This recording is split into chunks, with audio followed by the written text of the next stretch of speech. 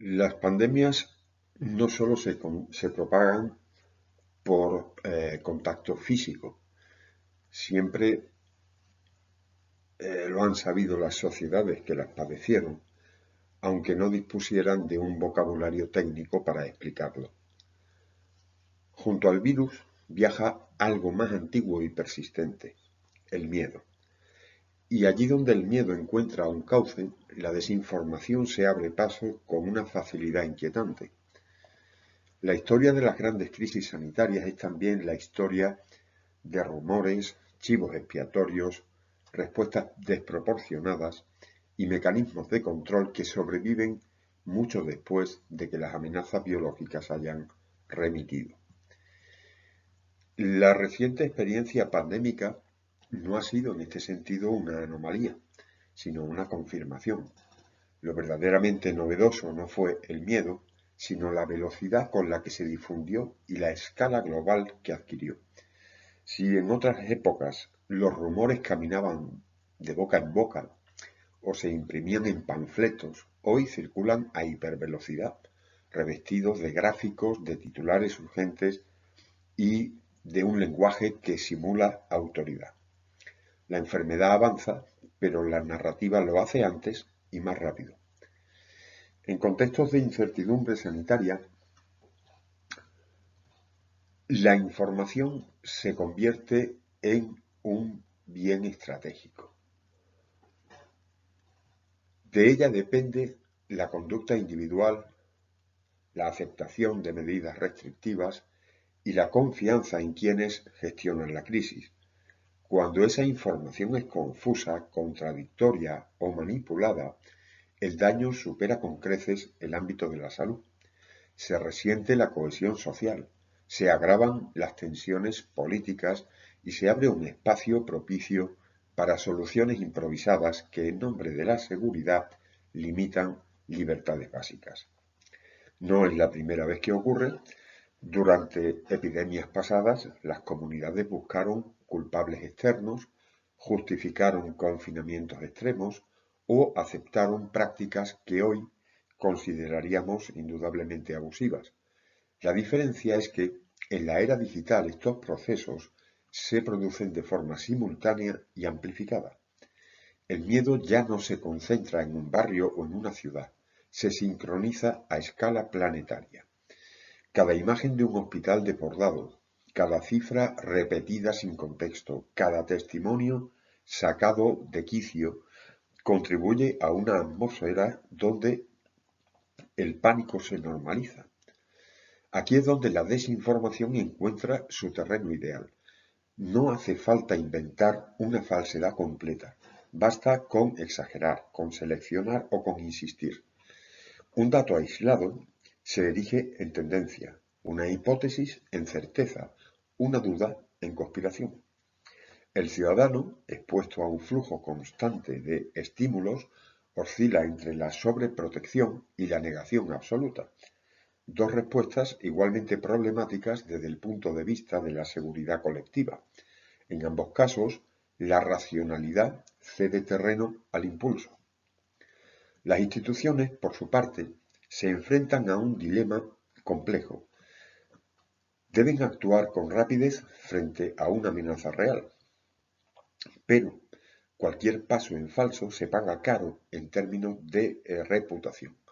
Una comunicación errática, un mensaje mal calibrado, una rectificación mal explicada alimentan la sensación de improvisación. Y la improvisación en tiempos de crisis sanitaria es percibida como incompetencia o como manipulación. La desconfianza se convierte entonces en un virus paralelo, quizá más difícil de erradicar. En este clima resurgen viejas tentaciones. La vigilancia se intensifica, los controles se endurecen y se justifica la recopilación masiva de datos en nombre de la protección común. Parte de estas medidas pueden resultar razonables y proporcionadas. Otra parte responde más al impulso de controlar que al de cuidar. El problema no es la adopción puntual de medidas excepcionales, sino su cristalización. Lo que se acepta en emergencias tiende a permanecer aunque el peligro haya pasado. La historia ofrece numerosos ejemplos: censos rigurosos, certificados sanitarios, limitaciones de movimiento, sistemas de seguimiento nacieron en contextos de crisis y luego encontraron nuevos usos. En la era digital, esta inercia es aún más peligrosa. Las herramientas tecnológicas permiten un nivel de supervisión impensable hace apenas un par de décadas. El riesgo no reside solo en su uso durante la pandemia, sino en su normalización posterior, cuando la amenaza se diluye, pero la infraestructura de control permanece intacta. Al mismo tiempo, las crisis sanitarias abren la puerta a fenómenos de estigmatización en los que colectivos enteros pueden ser señalados como portadores de riesgo, no por datos objetivos, sino por narrativas interesadas. El miedo necesita rostros.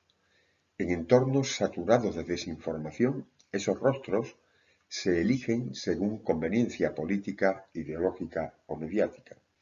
El resultado es un clima de sospecha que fractura la convivencia y agrava el impacto social de la crisis. El ámbito empresarial tampoco queda al margen.